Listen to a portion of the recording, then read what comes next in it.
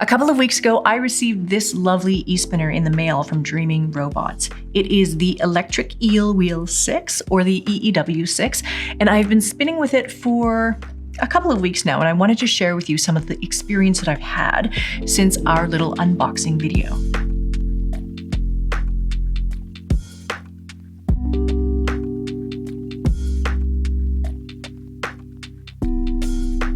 Thank you so much for being here today. I'm Felicia from SweetGeorgia, and this is Taking Back Friday. This is a moment in time where we come every Friday to talk about the fiber arts, from dyeing and spinning to knitting and weaving. As creative people, I believe it is important and essential to our mental health and well-being to make time to make things, even if it's just 5 or 10 minutes a day. Actually, maybe while you're watching this video, you could be knitting or spinning or weaving something, and you can let me know in the comments below if you're making something while you watch these videos. And again, while you're at it, you can hit subscribe if you aren't already subscribed too. So after our super quick unboxing video, I wanted to answer some of the questions that you guys had about the EEW 6. You wanted to see me spin super fine yarn on it, and you wanted to see me also spin super thick yarn and textured yarn on it. Someone asked to see me do long draw on it. And so we're gonna do all of those things today. We also wanted to do a couple of little comparisons with the Ashford E-Spinner 3 and the Dreaming Robots Nano to compare sort of the size, weight, speed, and noise level. So first up, let's do the spinning demos. So first up, let's do the fine yarn or the cobweb lace yarn spinning. So again, like I showed in the unboxing video, what I like to do is I like to take my yarn and loop it around the arm of the flyer in order to sort of adjust the take-up so that it's not so hard of a take-up on this yarn so it doesn't snap or break as I'm spinning this very, very fine yarn. So let's begin. So I have my wheel, my e-spinner right now set to 2.5 for the speed dial, and then I'll just turn that on. And I'm gonna see if I can get really, really fine. So I'm just spinning a really basic short forward draw, but I'm only pulling forward a few fibers at a time to make the spinning as fine as possible.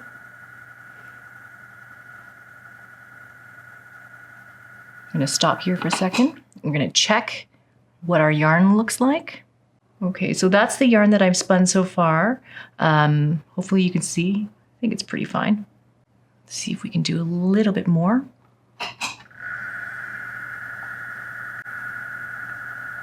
If we want to get a little bit more twist into this yarn at a time, we can just turn up the speed a little bit. So that's adding more twist.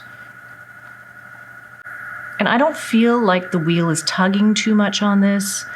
I feel like the tension on the brake band is right in the right place.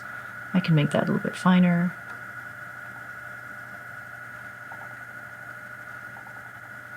Okay, let's take a look at that. Hopefully that looks pretty fine. So in this next little demo, let's spin some of these tiny little faux lag rolags, spin them long draw. So first, just going to attenuate this and break it up a little bit. So you can see I still have it laced around my other arm of the flyer, so I can sort of hopefully manage the take up that way. And we'll try some long draw.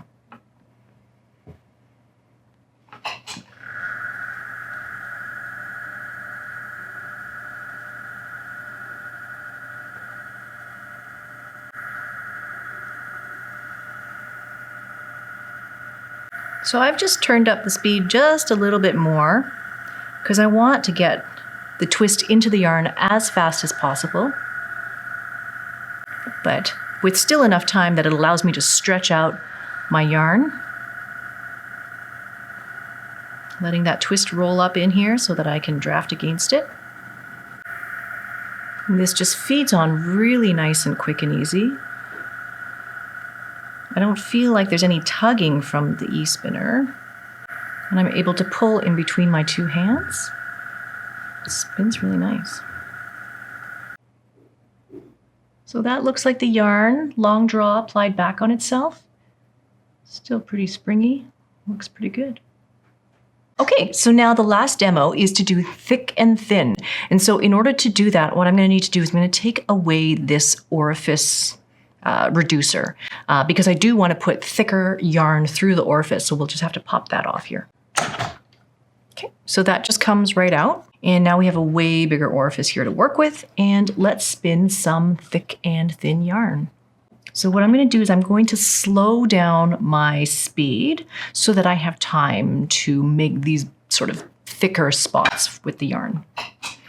So I have it right now at about 2. It was about 3. And I'm going to spin just some regular old yarn first. And then I'm going to spin a chunk of yarn.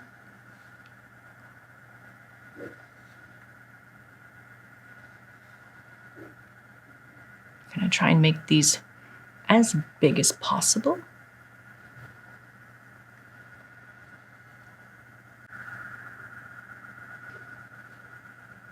Okay, I might adjust the break tension to get it to wind on a little bit faster.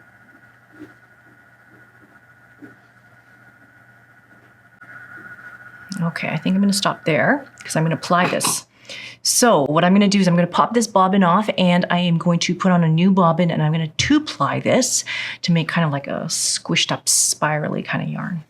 Okay, next thing I wanted to quickly show you because I'm going to be plying, I want to show you the Lazy Kate. So Lazy Kates are designed to hold bobbins when you ply, and there's lots of different kinds and different configurations that are available.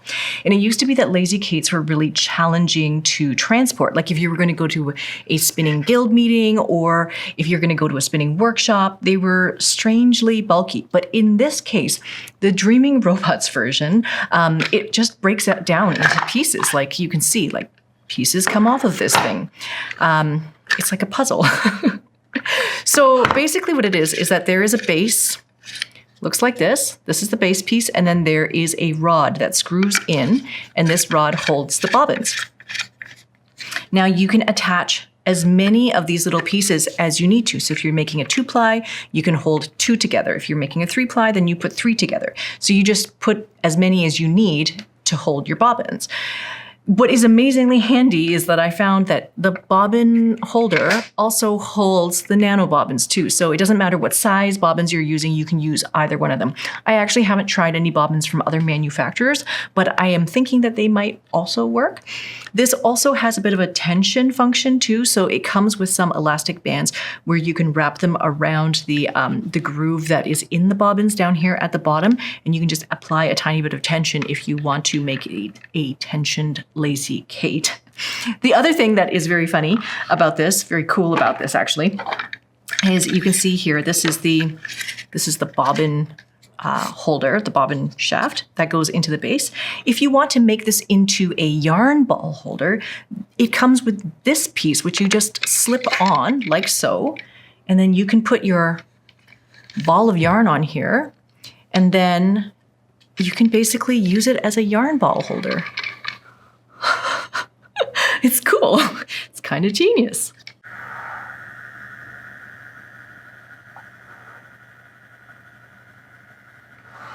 So basically what I'm doing here is I have a thick and thin ply and I have a regular singles yarn. And I'm plying the 2 of them together, and then with these little thicker spots, I just push them up and swirl them together. And so they form a bit of a bump, a beehive.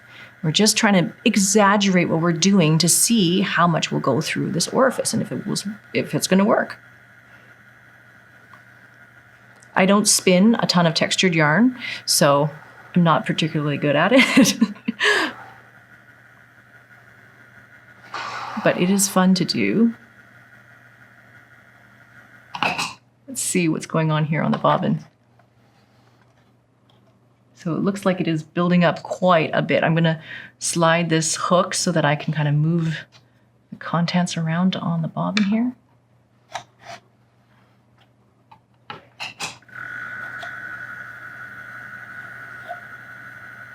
Next up, let's talk a little bit more about the EEW6 and what we encountered. So I have so far spun up about half a braid of Polworth and silk here, and it's taken maybe a couple of spinning sessions because maybe like some of you, I don't have a ton of time to sit at my wheel. So I spin maybe a couple nights a week, about an hour or so at a time. So during my spinning so far, this little e-spinner did have a situation where it just stopped. It was like the power cut out all of a sudden. But all I did was I tapped on the foot pedal and it started up again, and I have not actually had it happen since. Now, Greta on our team, she's our education program coordinator for the School of SweetGeorgia. She borrowed this e-spinner and has been spinning all of her sheep breed study with it. So you can check out her Instagram where she spun a ton of yarn with this e-spinner to test it out. And she found that when she was plying, the e-spinner cut power 4 times. So we looked it up, and it's actually a known issue that Maurice at Dreaming Robots has gone into great detail explaining how to resolve this. And basically the idea is that when you spin on this, there's a little bit of static building up on the metal spindle, and when it gets discharged, it shuts off the e-spinner. So you kind of get shocked by the static. Well, I didn't get shocked, but you could get shocked by the static, like if you were walking on a wool carpet and then you touch something metal. That kind of static shock is what you'd maybe feel. So Maurice has a whole post on his website and a whole YouTube video on how to fix that, and he has 2 solutions. One is where you basically ground the spindle by running some tin foil from the metal bearing here to the underside, to the motor. And the second is where you open it up and you look underneath, and then you connect 2 of the pins together on the underside of the e-spinner. So I have not personally found the issue to be so severe that I need to do either one of those 2 fixes. Basically, I just tap the power back on and I keep spinning. I'm not bothered by it so far, but if you need help, help is available for that and any other issues that you might come across. They are very, very responsive about making changes and making fixes and finding solutions to all of these things. Okay, so now let's quickly look at the size of these 3 different e-spinners on the table here. This one is the Ashford E-Spinner 3. This one is the EEW6, and this is the EEW Nano. This is the tiny one that also happened with a Kickstarter. So we just recently updated the e-spinner guide that we have, and the bobbin capacity and the speed of the Ashford and then EEW6 are the same. So they both hold about 8 ounces worth of fiber on these bobbins, and they both rotate at about 1800 RPM, or revolutions per minute. So those 2 are quite similar, but the EEW is just slightly smaller in size. You can kind of see the footprint that they both hold. It's a little bit smaller, and it's about half the weight. This one is significantly lighter. And obviously, this one's tiny and it's super, super light. But what we want to do now is let's look at the noise level of these 3 different e-spinners. So I'm going to spin on each one, and you can kind of hear how they are similar or different. So first I'm going to spin on the Ashford. I have it set, the dial is set exactly vertically straight up and down, so this is kind of like a medium speed.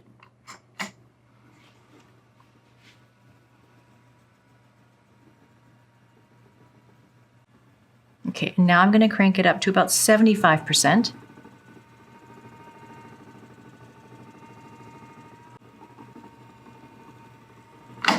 Okay, so that one is the Ashford. Now let's look at the EEW6, and again, I'm going to set it to halfway on the dial here.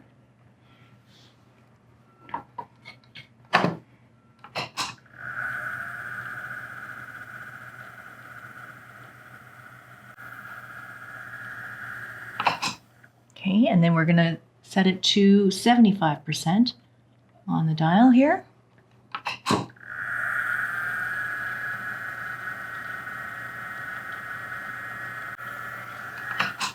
And just as a comparison, let's look at the Nano and see what the sound is like for this one.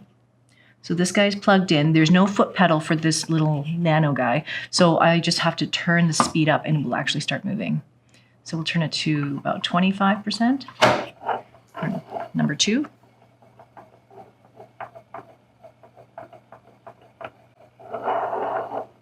Okay, and we'll turn it up halfway.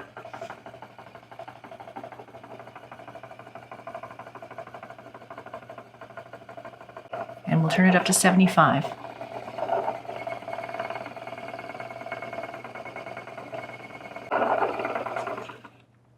you go.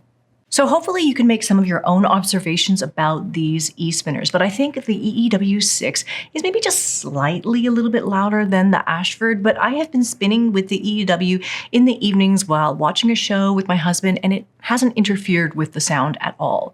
So for regular, everyday spinning, I think this is a great, productive, and solid e-spinner. It can pretty much accommodate anything you want to do with it, from the cobweb yarn to your default yarn to long draw to spinning thicker yarns, spinning those little coils. You might have to sort of hook them around these little hooks here to get them onto the bobbin, but that's going to happen with any spinning tool you use.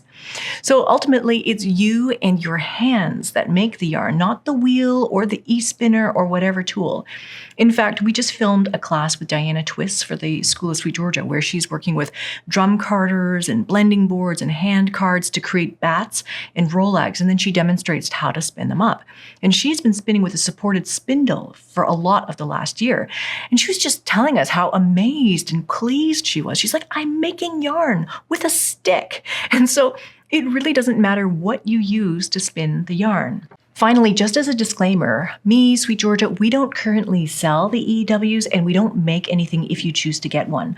Maurice at Dreaming Robots sent us this EEW to play with and to share with you. So honestly, I am so thankful for everything that Dreaming Robots is doing to innovate and make fiber arts tools more accessible.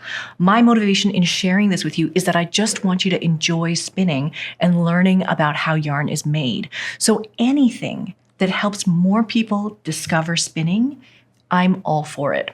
So if you are interested in supporting more projects by Dreaming Robots, it just so happens that the new yarn counter that Maurice has designed has just hit Kickstarter. So a yarn counter is something that is super handy for spinners because you can figure out how much yardage you've spun. You can use it to figure out how much yarn you have left after a project. Or you can take a skein of sock yarn and split it into 2 exactly equal halves to make 2 individual socks. Or for me personally, I started doing sectional warping on my big loom, and I'm going to share that whole process with you very soon. But I'm going to need to know how much yarn is going into a warp. So more details about the yarn counter are on Kickstarter, and we'll have a link for you in the show notes as well. Okay, so that is it for today. Just a reminder that if you do like spinning or you're interested in spinning, we do have a very solid library of spinning courses and workshops over in the School of SweetGeorgia. If you use the coupon code CRAFTWITHUS, you get 14-day access to the school for just $1 to try it out and see if you like it. We've also created a content roadmap that you can find on the school website, and it shows all the courses that we are working on right now. Everything from punch needle to wet felting to crochet and rigid heddle weaving. So there's lots and lots of things to make and do there. Thank you so much for being here today. If you like this episode, please do give us a thumbs up. And if you would like to see more content like this, please do hit subscribe and the bell to get notified when new videos go up. We post new videos every Friday at 10 o'clock in the morning Pacific Standard Time, where I nerd out about the fiber arts and colors and crafts and things that make us happy.